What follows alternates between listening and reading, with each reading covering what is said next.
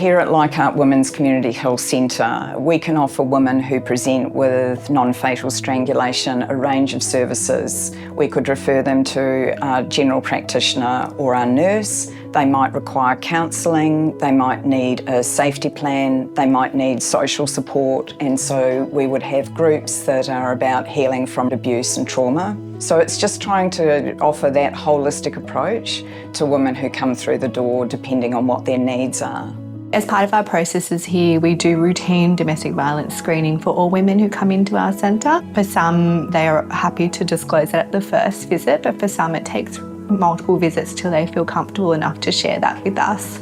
As the centre naturopath, I'm not necessarily the first practitioner that a woman will see in the aftermath of a domestic violence incident, but it's certainly the case that women will come for their regular appointment and present with signs and symptoms. Non-fatal strangulation in Australia probably sits somewhere between 2 and 10% in the community. We know that it's most likely to be experienced in the context of an intimate partner violence relationship.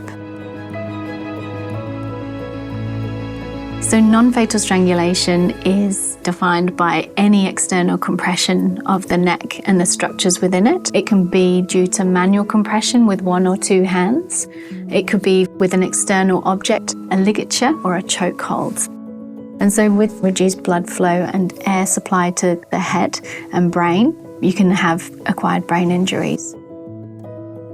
So many women don't recognise that having that pressure is a non-fatal strangulation and can have significant consequences.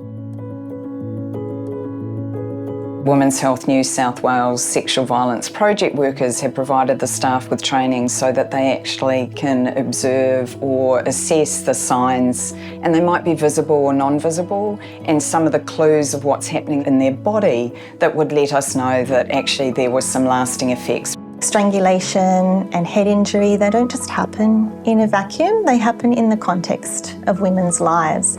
And sometimes when there's an obvious physical injury, that tends to get the most focus, but that may not necessarily be the woman's major concern. If we just focus on the physical injury, then people can fall through the cracks.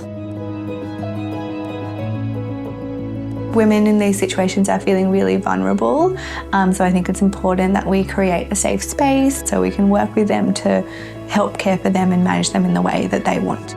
The research that Women's Health New South Wales have done is really looking at the questions to ask.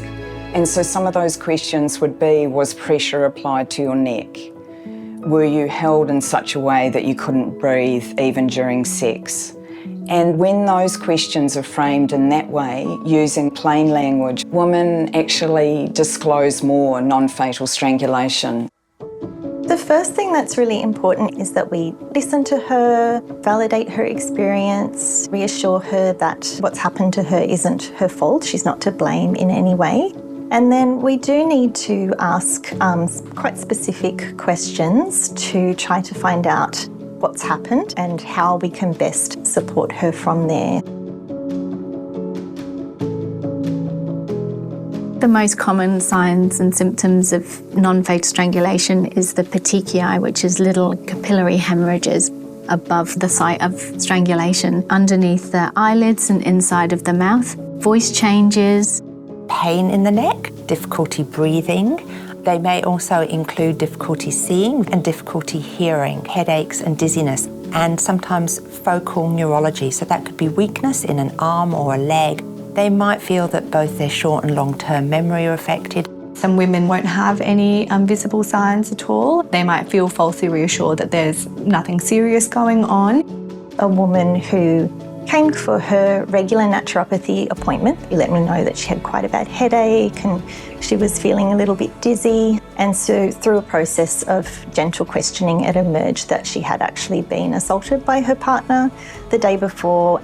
With her permission, I arranged for her to see one of our excellent GPs right away. And she requested that I go with her because she didn't want to have to repeat her story again. The GP was able to take over and arrange scans, transport to the hospital and so on. Our referral pathway is a step-by-step flowchart that is a decision-making tree. So for every answer that we get from a woman about her experience of non-fatal strangulation, we know exactly which service we will actually refer them to. If non-fatal strangulation happened in the last 7 days, then absolutely our first point of call would be to refer them to a GP.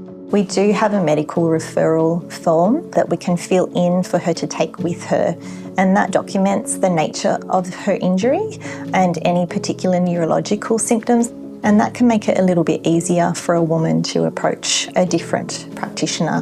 But she can feel really confident that we absolutely won't contact police or other service providers unless she wants us to do that.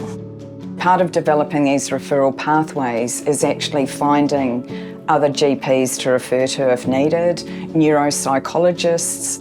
It's about finding brain injury units. It's about talking to emergency departments and sexual assault centres based in the hospitals. So it's looking at a range of pathways where we can actually make warm referrals so women are absolutely getting the help they need in a timely fashion. I would just really encourage other service providers to take specialised training in domestic and family violence, in non-fatal strangulation. There's actually a lot of training and resources out there and available now, and the more training, the more skilled we are at supporting our clients. So women's health centres are really well placed because we are trauma informed, we're actually client centred. It's really important for us to have a holistic approach, that we have the woman front and centre in her story. I really believe that women should have the right to feel safe in their own space and to also be empowered to get help when they need to.